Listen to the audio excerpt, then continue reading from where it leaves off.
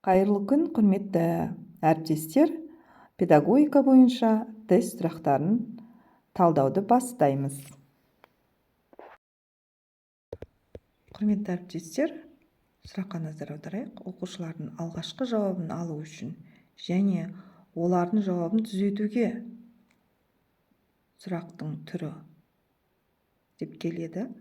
Осы жерде түрткі болу деп жаттайтын болсаңыздар, сіздерге түсінікті ме? Әрине түсініксіз. Ол үшін не істеу керек?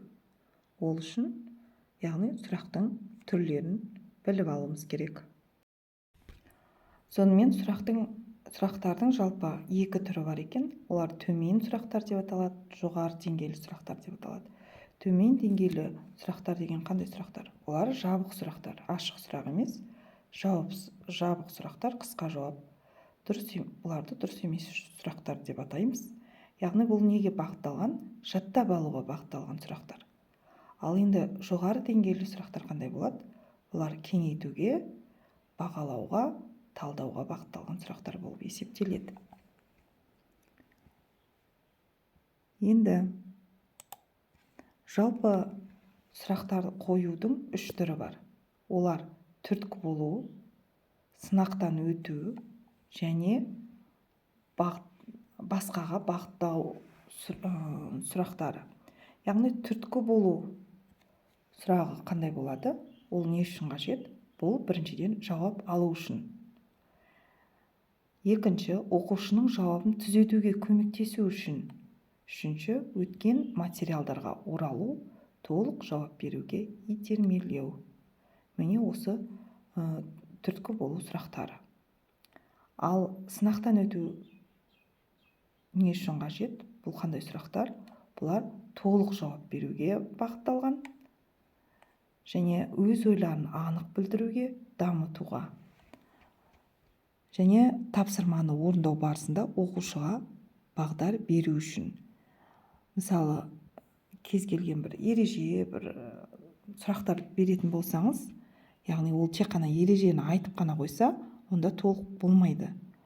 Ал ол түрткі болу сұрақтары болып есептеледі. Ал әрі қарай мысал келтіре аласыз ба деген сияқты сұрақтар беретін болсаңыз, онда бұл мысал келтіру арқылы олар толық жауап береді, өз ойларын анық білдіреді, дамытады және тапсырманы орындау барысында оқушыға бағдар беріп отырады.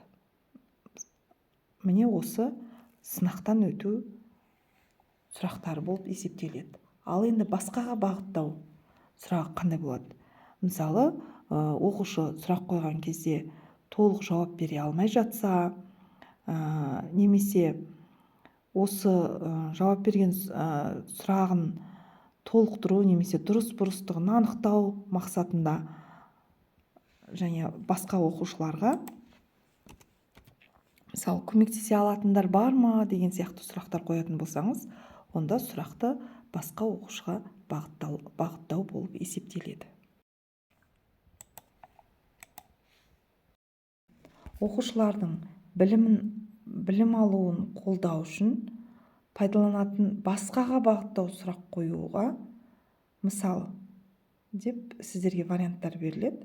Сол жерде мысалы көмектесе алатындар бар ма деген сияқты сұрақтар қойылса, бұл яғни сұрақты басқаға бағыттау болып есептеледі. Сонымен сұрақ: оқушылардың алғашқы жауабын алу үшін және олардың жауабын түзетуге бағытталған сұрақтың түрі қандай болады? Түрткі болу ма? Сынақтан өту ма? Басқаға бағыттау ма? Оқушылардың алғашқы жауабын алу үшін және олардың жауабын түзетуге бағытталған сұрақ, бұл әрине түрткі болу сұрағы болып саналады. Ал енді сұрақтың үш түрі бар екенін білдік. Енді осындай сұрақтарды жаттау сіздерге қиындық туғызбас деп есептейміз.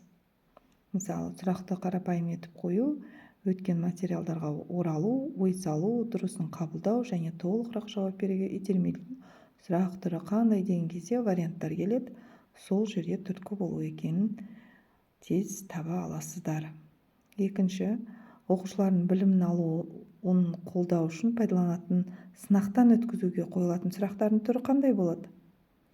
Мысалдар келтіріледі. Сол жерде айтқаныңызға дәлел келтіре аласыз ба? Деген сұрақтар болатын болса, онда бұл қандай сұрақ болады? Сынақтан өткізу. Мысал келтіре аласыз ба, дәлел келтіре аласыз ба деген сияқты сұрақтар қоятын болсақ, бұл сынақтан өткізу сұрағы болып есептеледі.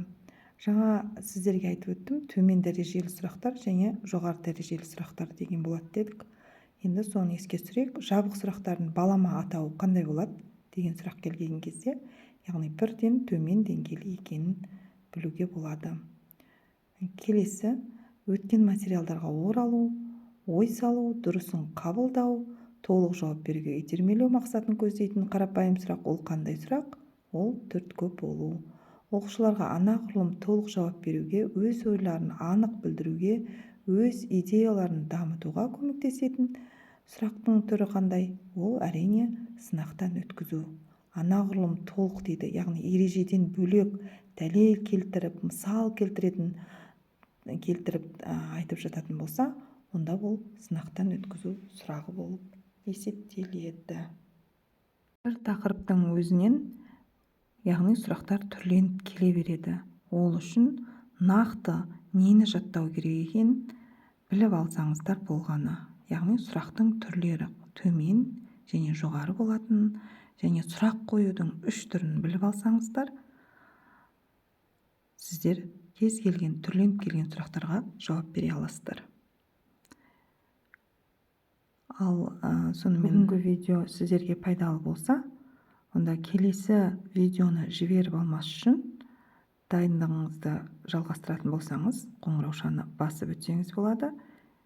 Және бүгінгі видео пайдалы болса, ұнаса, жүрекшені басып қойсаңыз.